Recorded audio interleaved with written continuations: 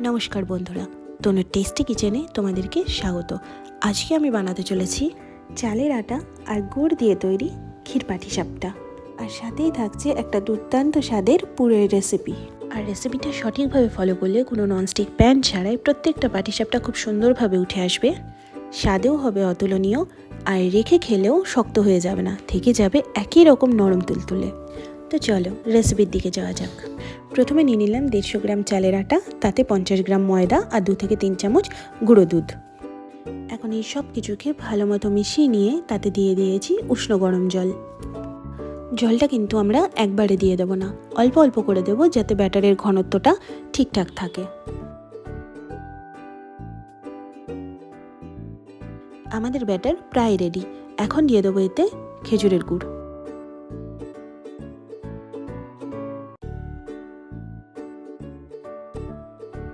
গুড় দেওয়ার পর একটু মিশিয়ে নিলে তোমরা দেখতে পাবে ব্যাটারটা কিন্তু আরও বেশি পাতলা হয়ে গেছে। যাই হোক, এখন এতে দিয়ে দেবো 1 চিমটে নুন।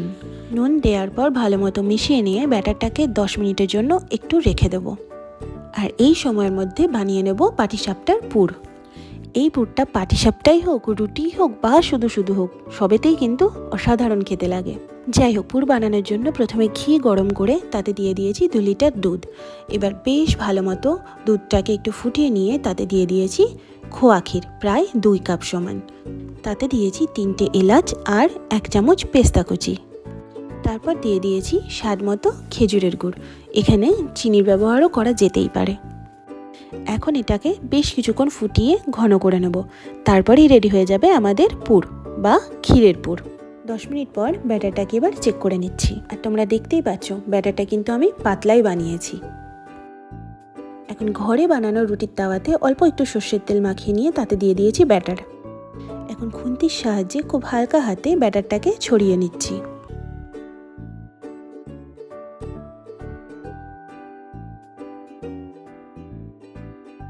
তারপর দিয়ে দিচ্ছি তাতে বানিয়ে রাখা ক্ষীরের পুর। এখন খুব হালকাভাবে পাটিসাপটাগুলোকে পাল্টে নিচ্ছি। তোমরা দেখতেই পাচ্ছ পাটিসাপটাগুলো কিন্তু খুব সুন্দরভাবে উঠে আসছে, কোনো রকমভাবে তাওয়াতে আটকে যাচ্ছে না বা ভেঙে যাচ্ছে না। ঠিক একই রকমভাবে তোমাদেরকে আমি আরও 2টো বানিয়ে দেখাবো যে কেমনভাবে প্রত্যেকটা পাটিসাপটা একইভাবেই উঠে আসছে।